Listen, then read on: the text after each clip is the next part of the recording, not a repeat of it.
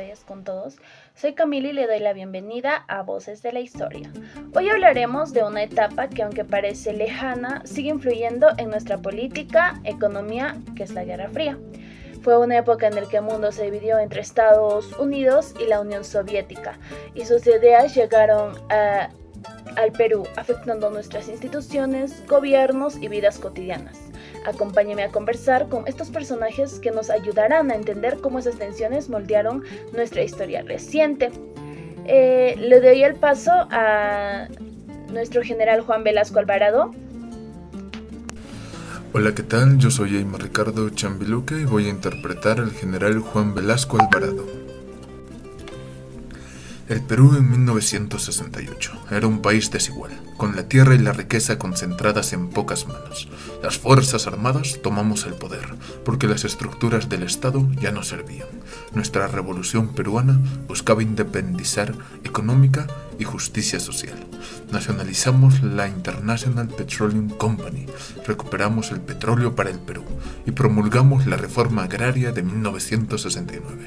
Y dijimos: campesino, el patrón ya no comerá de tu pobreza. Queríamos un nuevo país, con dignidad para todos. Sin embargo, general Velasco, su proyecto también generó conflictos diplomáticos y una fuerte crisis económica. Toda transformación tiene costos. Los Estados Unidos nos veían como un riesgo, mientras la Unión Soviética ofrecía apoyo. Pero nuestra meta no era servir a ninguna potencia, era liberar al Perú del atraso. Aún así, dependíamos del crédito externo, y eso limitó nuestro sueño de independencia. Mi régimen intentó construir una tercera vía entre el capitalismo y el socialismo, pero terminamos reproduciendo la dependencia externa que buscábamos eliminar. Invitamos a nuestro siguiente personaje, que es Víctor Raúl Aya de la Torre, por favor. El Perú no podía ser satélite de ninguna potencia. En el aprismo propusimos una tercera posición latinoamericana, una democracia social que combinara justicia y libertad. Pero la Guerra Fría convirtió al mundo en blanco o negro, o eras aliado de Estados Unidos o eras sospechoso de comunismo. Esa polarización mató la posibilidad de un modelo propio. En vez de unirnos como continente, terminamos reproduciendo dependencias, mientras las élites nacionales defendían sus privilegios bajo la protección extranjera. ¿Considera usted que el Perú perdió una oportunidad de fortalecerse institucionalmente? Sí. Si se hubiesen consolidado instituciones verdaderamente inclusivas, habríamos tenido estabilidad, pero el miedo a los extremos llevó a gobiernos débiles y a crisis cíclicas. El aprismo fue una de las primeras propuestas latinoamericanas de autonomía ideológica, sofocada por la lógica de bloques de la Guerra Fría.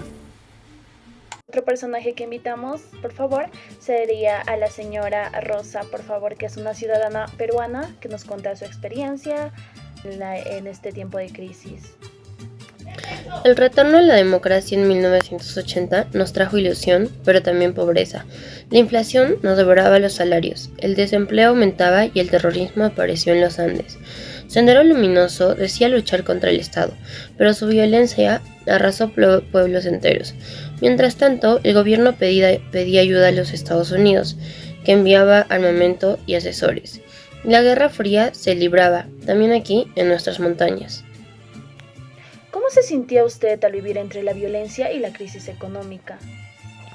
Era vivir con miedo. En Lima había apagones por los coches bombas. En el campo desaparecían familias enteras. La democracia no se sentía real. Era una palabra en los noticieros, mientras la gente solo pensaba en sobrevivir. El conflicto armado interno reveló las fracturas sociales del país y la ausencia del Estado en las zonas rurales. El otro personaje que invitamos a esta entrevista sería a Luis, que es un analista contemporáneo, un economista, un politólogo que analiza consecuencias que hoy en día son actuales. Hola, yo soy Jeff y soy analista contemporáneo, economista y politólogo de todas las situaciones actuales. Con el colapso de la Unión Soviética en 1991, el modelo neoliberal se impuso en casi toda América Latina. En el Perú, el gobierno de Fujimori aplicó un programa de ajuste estructural que produjo la inflación del 7.500% a menos de 20%.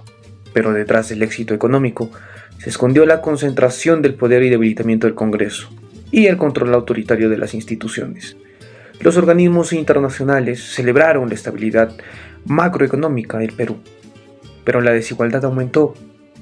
Se privatizaron empresas públicas, se precarizó el empleo y la corrupción se normalizó. Entonces, el país ganó economía, pero perdió en institucionalidad. Exacto. Como plantea Acemoglu y Robinson 2012, el desarrollo sostenible solo ocurre cuando las instituciones son inclusivas, es decir, cuando distribuyen el poder de manera equitativa. En el Perú el Estado se fortaleció para controlar, no para servir. Los años de los 90 consolidaron la idea de que el crecimiento podía justificarse sin democracia y su herencia sigue presente. Listo, esto sería todo, pero antes de irnos les quiero, por favor, que me respondan a esta siguiente pregunta. Después de tantos años de influencias externas, dictaduras y crisis y violencia, ¿qué lecciones dejaría la Guerra Fría para el Perú, para el Perú actual? Que la independencia económica no se logra sin justicia social. El desarrollo no puede construirse ignorando al campesino y al obrero. Que la democracia debe ser plural, el miedo y los extremos solo debilitan a las naciones. Ningún modelo impuesto desde fuera puede reemplazar el consenso interno. Que la democracia sin igualdad es una promesa vacía. Mientras haya exclusión, siempre habrá espacio para la violencia. Y que el Perú sigue atrapado en dos herencias, el autoritarismo del pasado y la corrupción del presente. El desafío es crear instituciones verdaderamente inclusivas, donde el Estado sirva al ciudadano y no a una élite. Gracias. Como dijo James Robinson, las instituciones son las reglas del juego. Cuando son injustas, no hay progreso posible. La historia demuestra que el Perú ha sobrevivido a la intervención extranjera, la crisis y la violencia. El siguiente paso es construir una democracia que funcione para todos. Gracias por acompañarnos en esta conversación con nuestra historia.